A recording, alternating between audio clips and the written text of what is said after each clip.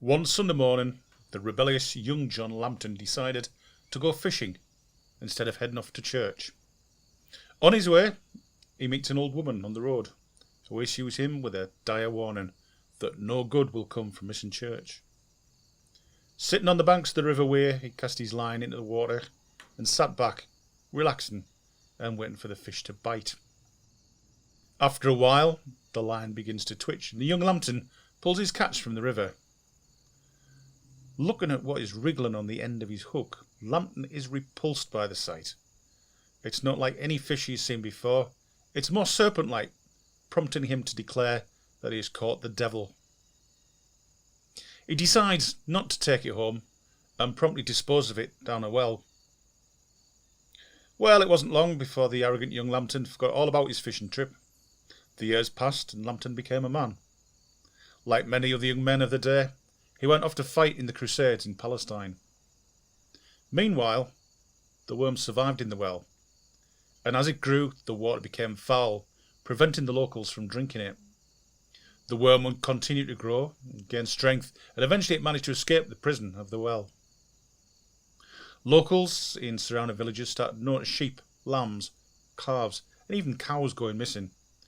Children started to disappear, and the villagers suddenly find themselves living in mortal fear of the worm.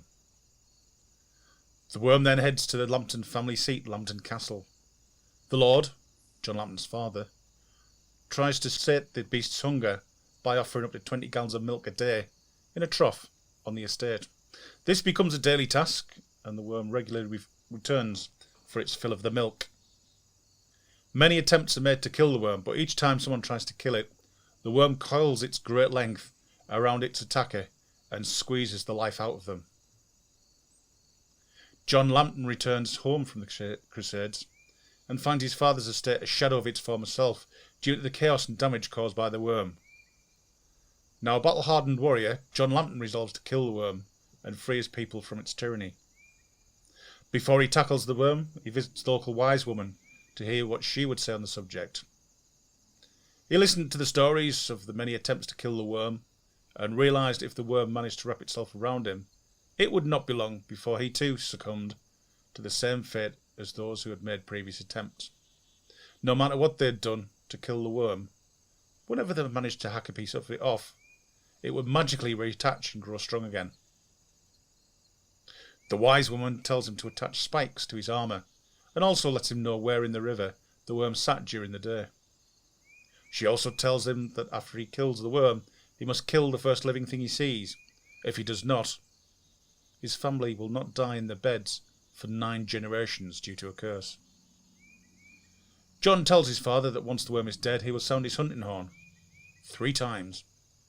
When the Lord hears that, he is to release John's favourite hunting hound, which will naturally run towards his master.